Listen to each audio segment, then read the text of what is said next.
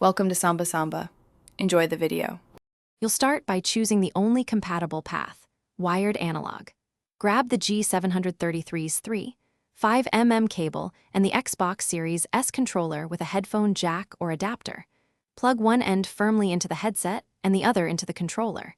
Do this now so audio routes through the controller's DAC instead of an incompatible USB dongle.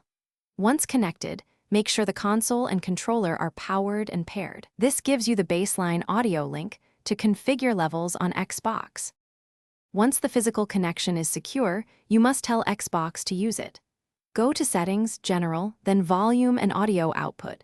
Select Headset Format and pick Stereo Uncompressed to avoid processing delays. Next, check Headset Chat Mixer and Headset Volume so game and chat are balanced to your taste.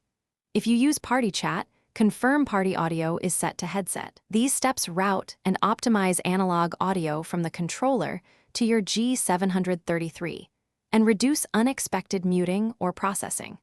Finish by testing both game sound and voice chat. Speak and listen to confirm mic and headphones work.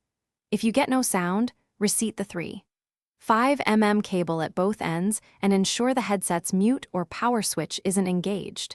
Make sure the controller firmware is up to date and try another TRS cable if available, because a faulty cable is the most common issue.